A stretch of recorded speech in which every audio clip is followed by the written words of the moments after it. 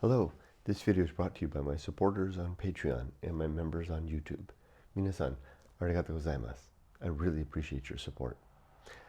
My name is Kurt, and this is my daily good life meditation. It's an exercise that I do each and every day, a little bit after waking up. It's now 4:54 a.m. on the 16th day of January 2024, day 334 to my retirement. I make this video to do several things. First, I would like to go over my objectives and principles for my book, Going Alone. I also like to reflect on the last 24 hours, including my sleep, to see how I did with the challenges and opportunities that I met. I plan for the coming day, and then I ready myself for death. But before I do any of that, I like to read a poem. So let's open again with Edward Thomas.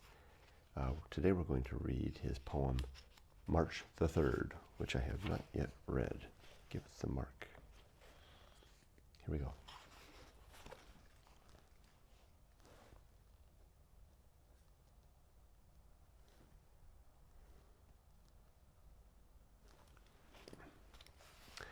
March the 3rd.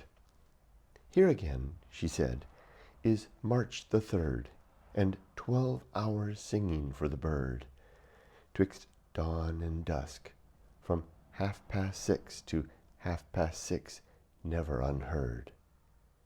'Tis Sunday, and the church bells end when the birds do. I think they blend now better than they will when past, is this unnamed, unmarked godsend. Or do all mark and none dares say how it may shift the long delay, somewhere before the first of spring, but never fails this singing day.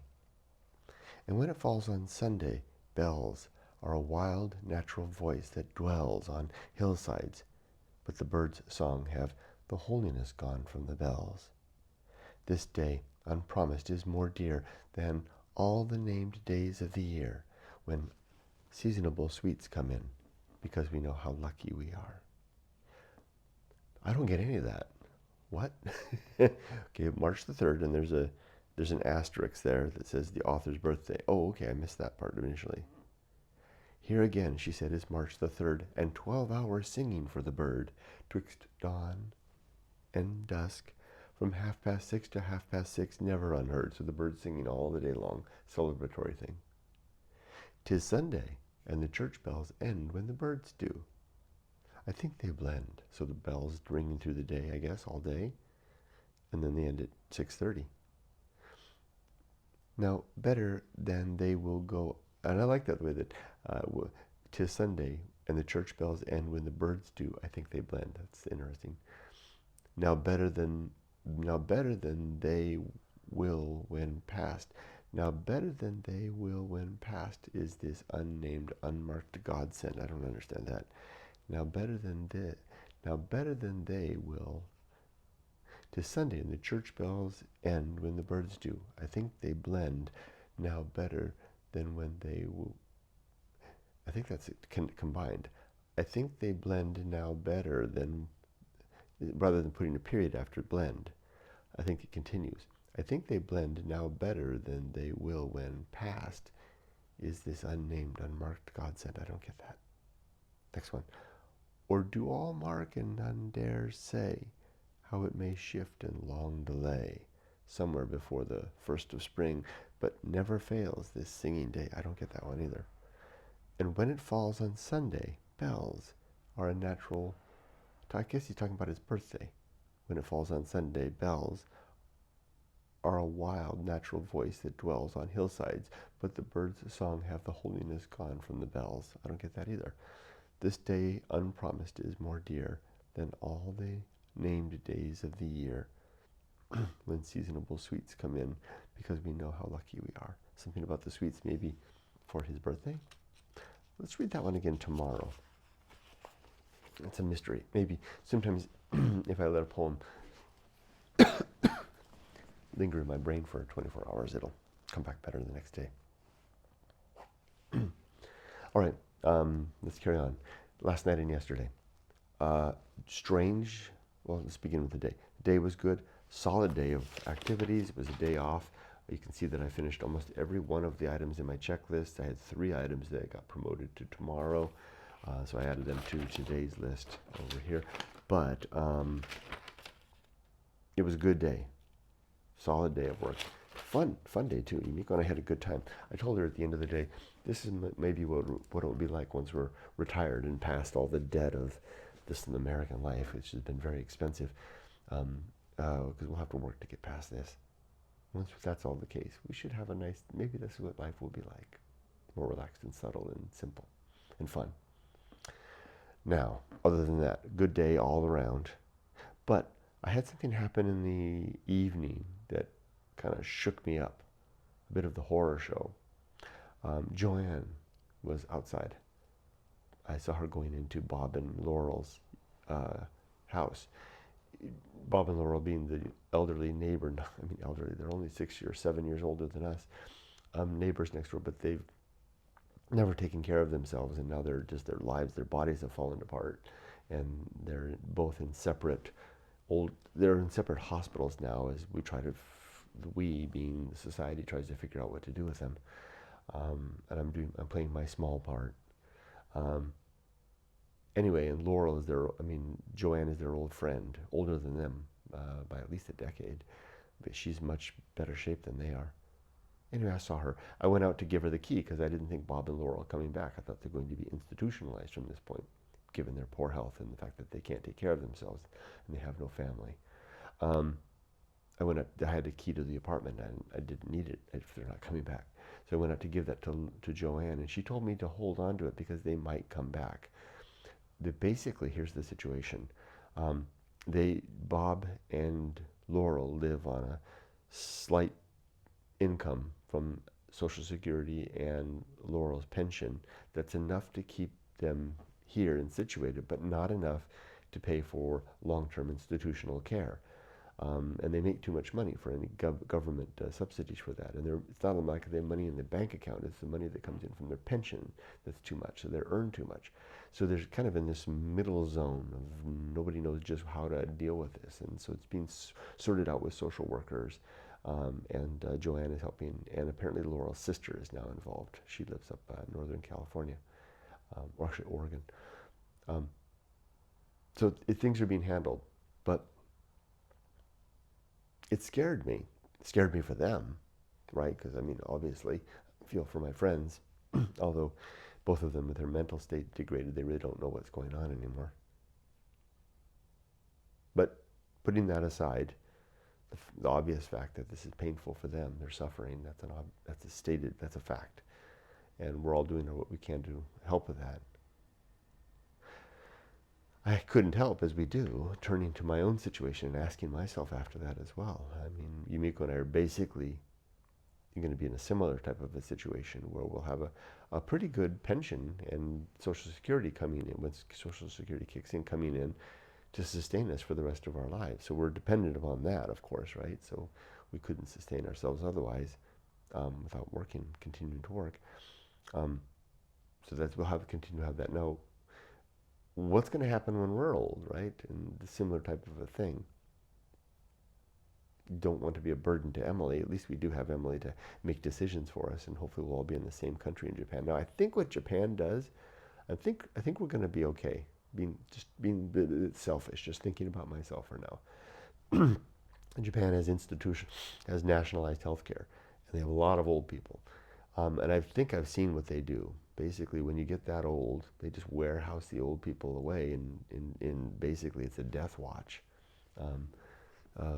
Wait it out to your death.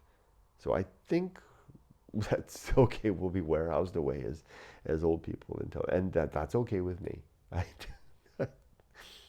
I don't know why that doesn't bother me. Just to be put out to pasture. You've done your bit. You've done your 40 years of hard labor at the coalface, Kurt. You've given the universe another set of genes to carry on in your bit. Oh, good, you wrote a book. Nice for you. Good job. Here, now we got a little cubby hole over here for you. You can come and sit in the sun in the afternoons and play bingo. That is just fine with me. Doesn't bother me. Sounds good, actually. I don't know why that's the case. I know that's a horror for some people. I think it's a horror because if you've postponed life, and I don't mean to sound self-congratulatory here, but I think this is what this meditation is all about, to think these thoughts. Because I've completed my life. My life is done. I mean, I've done everything I wanted to do. Everything now is gravy. And I expect to be put to pasture. I expect this body to fail and to maybe go out quick or go out slow. And if I can be put on the shelf like a watered plant in a pot, then that's just fine. You know, if I've got a comfortable place where I can keep warm and safe until I'm dead, that's fine with me. No. The thing that kept me up last night, I couldn't sleep. First time in a long time, I woke up like an hour before the alarm and just sat there in bed. The thing that did that was when Joanne told me that the hospitals are in two separate hospitals. They can't be kept together because there's not enough space. I said, why isn't there not enough space? She says, because the system is full of people like this. Old people that have nowhere to go, no savings, not just enough income to barely sustain themselves, and the state doesn't know what to do with them. Jeez, that's scary. And that's a problem I don't know. I mean, if I was forced to come up with a problem, I would say let's build a bunch of institutionalized little cubby holes, little tiny little apartments, one bedroom little places for old people to go. You're eligible for 65 and you're 65 and up, or I don't know, you can't sustain yourself anymore, put you in the cubby hole. And you'll be good there for life. Let's reduce our military budget by 50% or something like that, and just take care of all the old people. I don't know. I'm stupid. That's why I'm not in politics. That's why I don't do politics very very much, because I don't understand or know this stuff. But I was laying there trying to solution all these things for all these people that are suffering, that are going down hard. And then I brought it back to myself again. I thought, how can I protect Yumiko and I from going down hard? Well, the first thing is I got to get out of here, because America's system isn't quite figured out. Japan's got a little bit ahead of the curve, a lot of it ahead, because they've had the nationalized healthcare since the 1920s. They've got that pretty well figured out, and it's Japan. I mean, no, I'm sorry. So like I said, I mean, I apologize if someone hears this. It's not in a situation that's in the latter case. You can't. And I'm speculating. But again, this is my meditation, so I think about things relative to my life, and I have fears, and I'll assuage those fears the best I can in whatever way I can. First thing I need to do is get the heck out of here. I need to get my wife and daughter and the two dogs overseas, get Yumiko safely settled. Yeah, Emily's going to be on her own, taking care of her own stuff. She's got a good job offer. Looks like she's going to take it. She'll be good. She's got to do her adult thing just like the rest of us. Get Yumiko, find us a place, get settled in that. I'll stay here, get as much of the debt, because we onboarded a lot of debt finishing off Emily's university. I'll take care of the debt, and either from here, or I'll come over there and continue to work and take care of the debt from there. Until that's all taken care of, pay off the house. We're only 60 years old, not even 60 yet. We can dedicate the next 5 years to squaring ourselves out, and we can do it. We can do it in 5 years, and then we can coast from there. And hopefully not coast like sit around and watch soap operas all day, but coast and have fun until our bodies begin to give out, and we have to find our way out. No, I won't go there. I had another level of thoughts, but I'll save that for another day. That was later yesterday and last night. Tough night. Tough night worrying about myself and others and old people in general. Circumstance for the aged, which has been a perennial problem for our species. It's a perennial problem for every species, right? I mean, old crocodiles, what happens in them? Or old lions, oh my gosh, pity the fool. Gee, especially old male lions, right? Gee. Okay, let's bring it back. All of that. The good life. I'm going to recite the creed now, but before I do, I'm going to focus in on one of the principles. which is the best seat in the house. The Good Life principle, called the best seat in the house, is my simple reminder to try not to pine and want and be and desire after the circumstance of others, or other circumstances that are fiction made up in my mind. You know, imagining, for example, that I had made a different turn in life and I had more money. I was doing that a little bit over the weekend. There was a point in my life when I had $1 million, and we elected to go to Japan, and I blew that million trying to make my own life there. I've got a video that talks about that somewhere, how I went through $1 million, how I blew $1 million, how I lost $1 million, something like that. We almost made the choice of taking that $1 million and investing in real estate, buying like 5 properties in the Ojai Valley here in California. If we had made that course, of course this is all just speculation at this point, then the circumstance we'd be in now would be very different.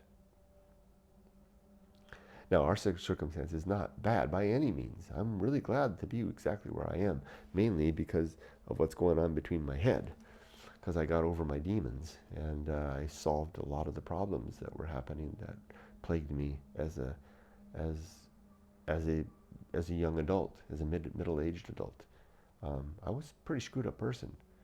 So the path that we took on, that we wound up, wasn't a lucrative path financially, but it was a very good path in terms of getting mostly my act together to be a better man. My wife's always been a very good woman, so that hasn't been a problem. So, but for me, now I don't know.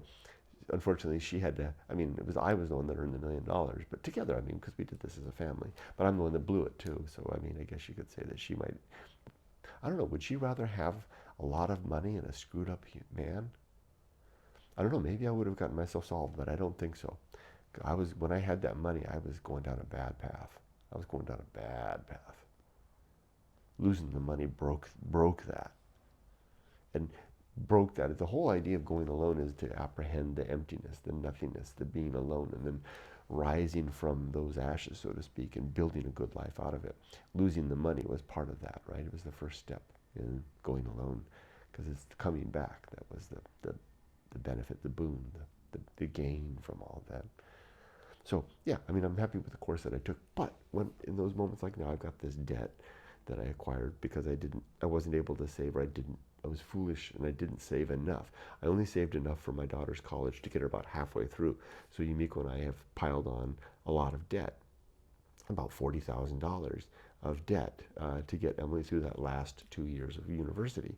So I'm facing going into retirement now with $40,000 in debt. Now I could pay that debt off. I'm totally diverging on it off. I could pay that off with our savings, our retirement savings. I don't want to do that. So, but I could, and I'm tempted to do that. Anyway, I'm going way off of that. You see what I mean, right? My mind says, okay, if the best seat in the house, right? The best seat in the house says, be all right with where you are, who you are, and what you are, and strive to make the best from that. Don't try to live in these fantasy castles of what could have been or what other people have. This is where I'm living in that fantasy of, if I had taken that $1 million and bought all those properties, I'd have a lot of money right now and I wouldn't have to worry about all this stuff. But I don't know what that would have been, and it's futile to even consider because it's impossible. So look at what you got now, Kurt. Look at where you are, and I'm very fortunate. Indeed, I'm really glad to have my mind sorted out. The money stuff's much easier to sort out than the mind stuff, and I will sort all this stuff out. I have a plan to do it. You can see that even bringing up the subject takes me down the path. So it's a principle of the good life to remind myself not to do that each and every day. Remind myself the best seat in the house being the theater of life, is the seat that I'm in right now.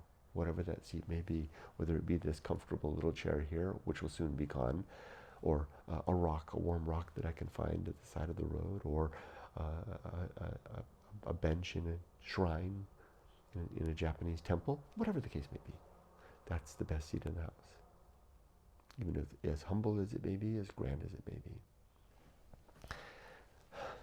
That's that principle.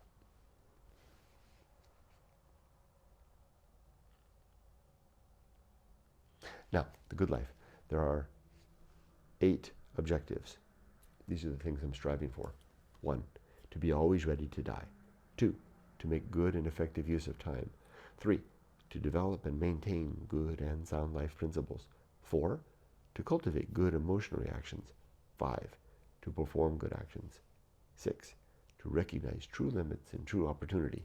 7, to do just one thing at a time and do that thing slowly and deliberately and carefully. And then 8, to keep my balance in that throughout life. 35 principles, here we go. War, reason, homunculus, anchor hold, home of good and evil, purpose, atomic principle, nature, pirate ride, maturity, social principle, family, public speaking,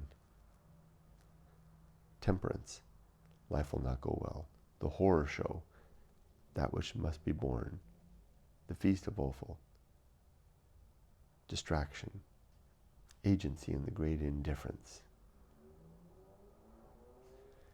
the best seat in the house, the restless man, the path of wildness, the great life adventure, the risk of avoiding risk, sin and damnation, complete oblivion, the season of philosophy, script writing, the bullseye aim, the uphill climb, arena and utility, nothing is enough, the principle of fun, and being prepared. 5, 10, 15, 20, 25, 30, 30, 25, 30, 35. Got them all. Okay, now, on to today. It's a Tuesday, like I said. Yesterday was a holiday, so I've got to catch up on a lot of stuff, but I'm mostly caught up. I was actually doing a little work through the week, piecemeal here and there. So I'm pretty well caught up. My to-do list for work consists of 9 items, including 5 meetings. It's going to be a busy day of meetings. And then all this other stuff, and the personal stuff, just my usual stuff. I'll have this half or 3/4 knocked out before I even start work this morning at 6:30 a.m. So it's a pretty solid, straightforward day. I'm clean shaved, dressed.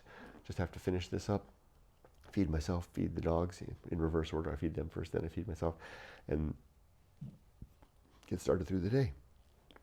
Nothing more to say to that. Just do it. Last bit. Am I ready to die? 3 questions. The answer to the question, am I ready to die, depends on these 3 answers. Are my affairs, my life affairs in order? Yes, they are. Even though I've got this debt, I know I have a plan to handle it, and even if I died, so what, right? I mean, it's in my name. I would love to have it. I don't want to die leaving any debt behind, but I guess that's part of the risk of unsecured debt, right? I will pay it off, and I guess if I'm dead, I can't pay it off. So my affairs are in order, and I do plan to pay it off. Are my relationships sound? Yes. Is my life's work complete? Yes. All 3 things are done. All 3 things are good shape. I am ready now to die without a single backwards glance. And with that, I can finish this video and get on with my day. So, I wish you all the best. Be safe, but not too safe. Take care. Okay, enter the side. Up.